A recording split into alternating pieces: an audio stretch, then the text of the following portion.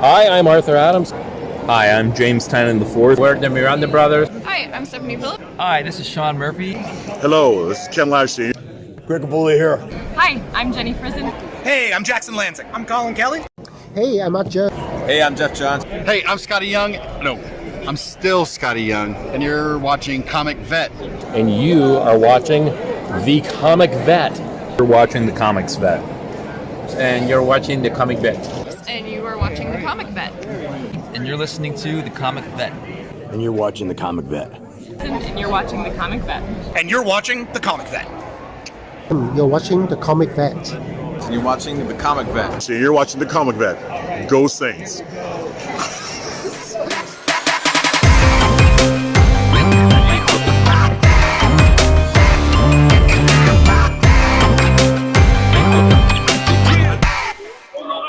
Hi, I'm Chris. Welcome to the Comic Vet YouTube channel. I'm here with Adam Gorham, Canadian creator who recently just had the opportunity to start taking over the monthly pencils for the Incredible Hulk, and he's agreed for me to ask him three simple questions.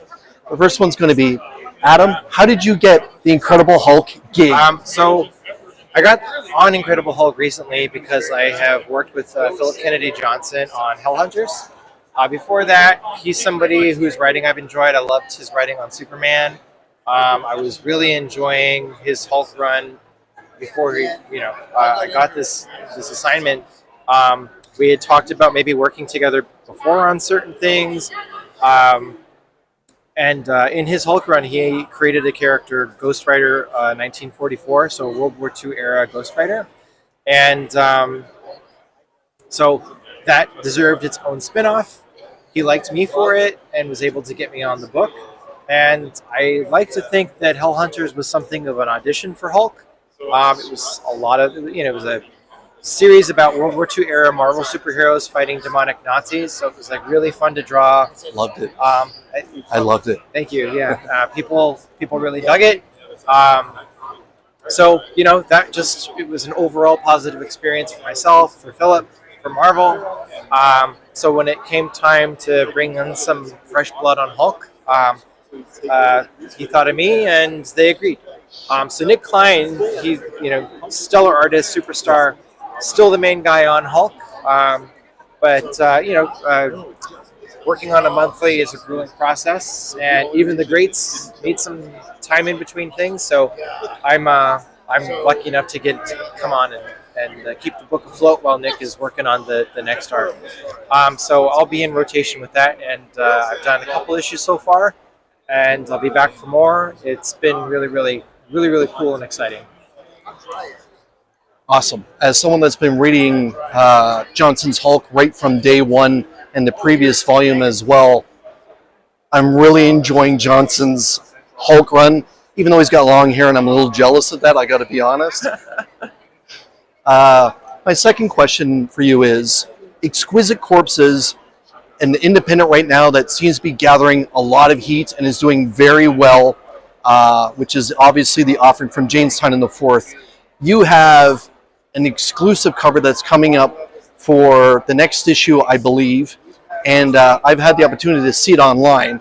I was wondering, how did you get the opportunity to do the exclusive for one of the hottest books in the game right now? Cool. It's a fun story, and there's actually a lot more to it. So not only have I drawn a cover for issue 4, I drew issue 4. Oh. And I'm drawing issue 8 as well. Awesome. So Exquisite Corpses is a really cool and exciting book. It's from Tiny Onion, partnered with Image Comics, and Tiny Onion is James Tynan, the fourth James Tynan, let's just say. Yep. It's his publishing company, and he teamed up with Mike Walsh. They came up with this idea for, what if in America was secretly ruled by 12 powerful families who, just for fun, had an annual battle royale of champions or killers that they choose. So each house has a killer that represents them. They have a battle royale in some town in America, and whoever wins, that family gets to kind of run America that year. So, that's the premise. What makes the book really interesting is that James and Mike are writing and drawing respectively the first and last issue. All the issues in between are written and drawn by guest creators like myself. And That's wonderful. Yeah. And so the way they broke the story, they hashed everything out by having a writer's retreat and taking all of the killers and having like a sweepstakes brackets. So nobody came in with a predetermined story. They worked the story through, and when people went to that retreat, nobody knew which killer was going to come out on top, and it was like fantasy sports brackets. Yeah. And so the story was really put together in a very interesting collaborative way, and really, really fun. And so that's, it's the story isn't something that is being told through, I guess, like typical story mechanics where it's like there's going to be killers who are fan favorites and everybody wants to see their fan favorite killer come out on top. But there's a kind of randomness to the way the story is told that is really fun. And so, hence the title, Exquisite Corpses, like the game, Exquisite Corpse. So, I mean, there's levels to this thing. It's really, really neat. It's been doing very well sales-wise. It's been very well received by readers and fans. So we're all very, very excited about it. I'm super thrilled to be a part of it. My issue 4, just came out this week. Yes. And so I'm very excited for people to get to read that. And I know a little bit about what's in store. So it's a fun ride. And the one thing I can say as a hardcore fan of James Tynion IV is do not fall in love with any of his characters because he is not afraid to kill them off whatsoever. The final question is just a simple one. What is your favorite comic book movie of all time? Gosh. There's a few comic book movies where when I watch them, I think this is my favorite. Not necessarily like this is the best comic book movie.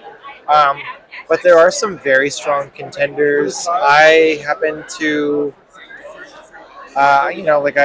Scott Pilgrim versus the World is one that comes up right now. I think it's a very good movie, period. But as a comic book adaptation, that's adapting not just like a comic book, but like it's adapting that entire graphic novel run, and had to tell the ending of that book before the books got to the ending.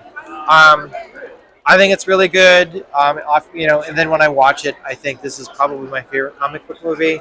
I have a huge soft spot for the first X-Men film.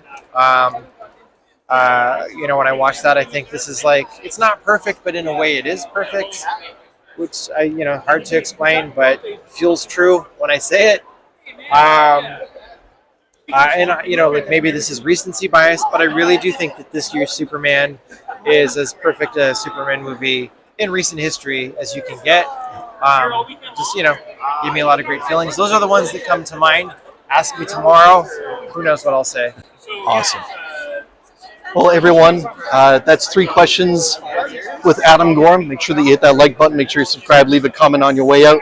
Make sure that you keep an eye out for Exquisite Corpses issue 4 and issue 8. And the Incredible Hulk ongoing right now with Johnson at the helm and Adam doing the pencil work. Adam, thanks so much for your time, brother. I appreciate it.